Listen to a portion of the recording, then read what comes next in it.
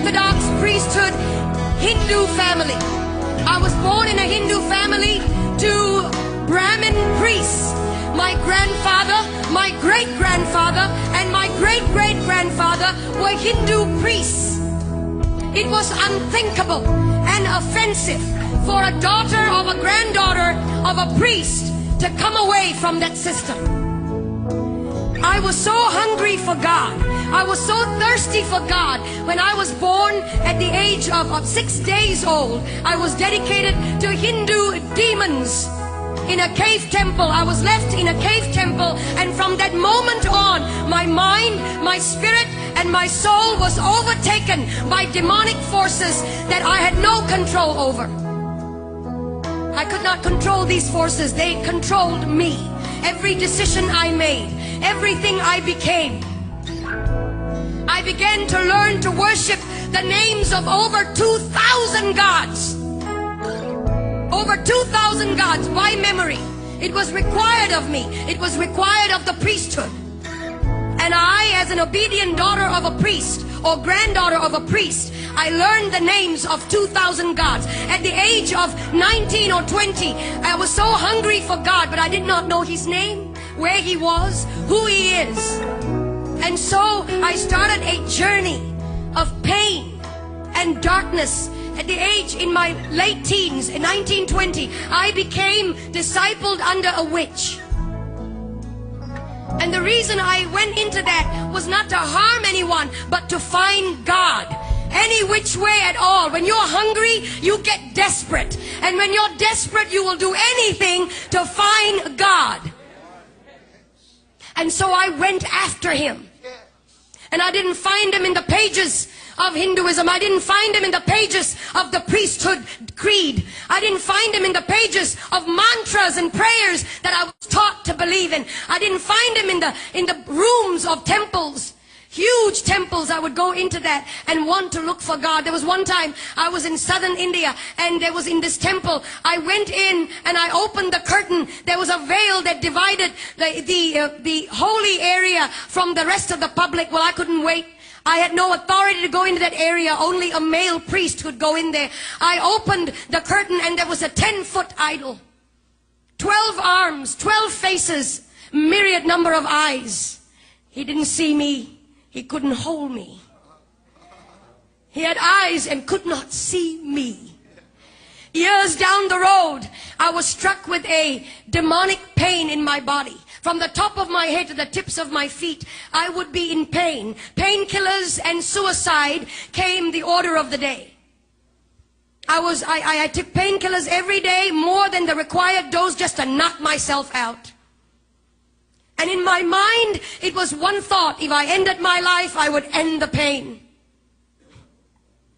And so I was sitting at the edge of my bed, possibly on the last day of my life on this planet.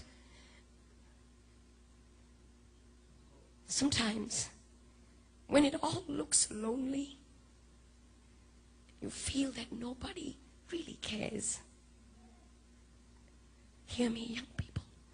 He's watching over you. He's watching over you. And it may not be tangible, but He's over you. And He loves you. And He'll come through for you if you would just focus on Him and let the other stuff go. And I was sitting at the edge of my bed, frustrated, fed up. And I cried out like you have cried out. Jesus! I'd heard of that name when I was growing up. Christmas cards.